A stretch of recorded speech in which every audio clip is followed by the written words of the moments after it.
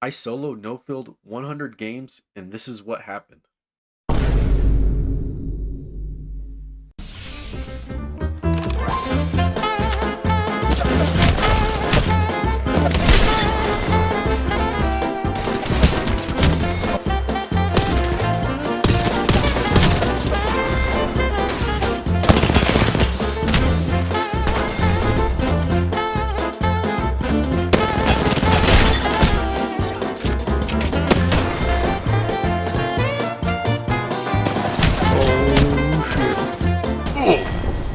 Yo, what's up guys? King Reggie here, and you're probably wondering why I would do something so insane.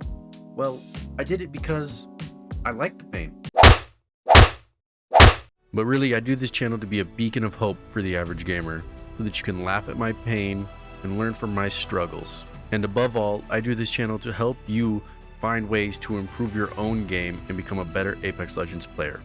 But before you go on to the solo adventure yourself, here's some things for you to expect. Expect to die a lot. And I mean, basically you're going to die almost every single match. It's not easy to win a solo no-fill. I know that there's pros that make it look easy, but it's not as easy as it is for the average gamer. So just expect to die a lot and go in with that mindset that you're just going to learn. Next is going to be the W key Warriors. Now expect if a squad cracks you, or if they figure out that you're a solo, that the squad is going to push you and they will stop at nothing until you are dead.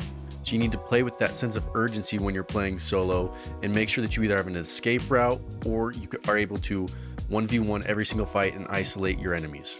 Lastly is going to be time. Time will be everything when you're solo. Time to heal, time to rotate, time to fight. You will need as much time as you can because you do not have teammates to provide cover fire or teammates to help you rotate. Time will literally be like the holy grail. And when you play solo, you need to play with a sense of urgency. Everything needs to be just a little bit faster, just a little bit more sped up.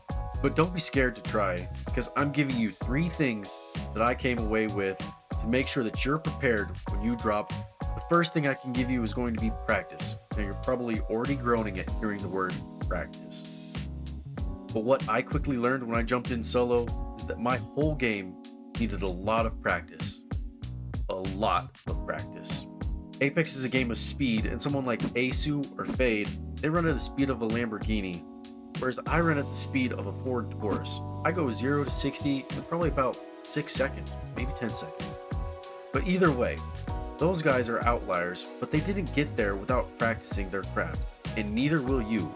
So you need to get into the firing range and practice not only your aiming, but also your movement. You're going to need to hit your shots, you're going to need to hit your movements, because that's going to be the only way that you can survive in a solo no-fill game. The number 2 biggest thing is that if you're going to be solo v trio or solo v duo, you have to be prepared for anything that can happen in a fight. All the little things you don't do well are definitely going to be coming to light real quickly when you drop in solo. Something as small as reload can cost you the entire game. So everything you do, you have to be ready for, and you need to be able to decide in a split second because you don't have your teammates to help buy you time. If you get cracked, you need to figure out, are you going to heal? Are you going to run away? If you get a crack, are you going to go and push off of that? Are you going to reposition? Do you need to get out of the fight? Do you need to get into a fight? All of these decisions have to be made in a split decision. And when I say that you don't have your teammates to help buy you time, is that they're not there to give you cover fire. You have no one. So you need to either find cover, heal, reload, make sure that you have the right weapon out, make sure that you're also still hitting your shots, make sure that you're ready to take a 1v1, make sure you're ready for a guy that's going to be coming around the corner. You have to be ready for anything that can happen. And I love to say, if you stay ready, you don't got to get ready. Number 3 is going to be patience. Now it seems very contradictory to say that in a game that is so fast paced that you're still going to need patience. Like, that doesn't make any sense. But he who displays the most patience and capitalizes on the opportunities in front of him will be the one that succeeds. Regilonians 2269. Now by saying all this, I'm saying without teammates, patience is going to be more needed because there's more things that you have to take into account, especially when you're in a fight. You got to understand, where is the third person if you only see 2 of them? Where's this guy? Where's that guy? Is this guy healing? Is this person getting revived? You got to understand all of those things. You got to take them into account. You also have to take into account your own health. Do I need to pop a battery? Do I need to put a syringe in? Where's the circle at? Do I need to rotate? All of these things are going to be up to you to decide, and you don't have teammates to help you communicate with. You're basically communicating with yourself. And while you're trying to balance all these new things that are coming into your head, you have to be able to organize them and make decisions quickly still.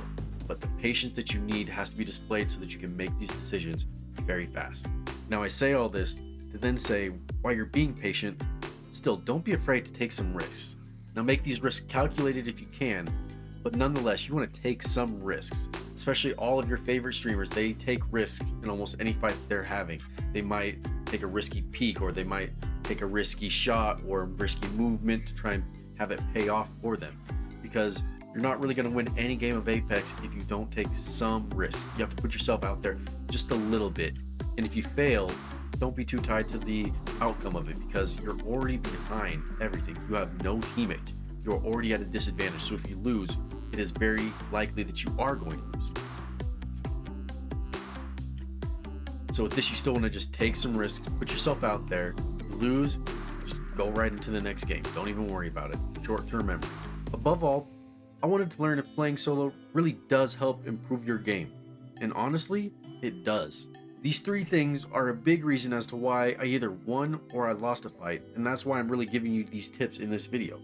And after playing solo and then you join a team, you start to understand and learn more about what your team should be doing, where your team should be moving, whether your team needs to push, whether they need to retreat.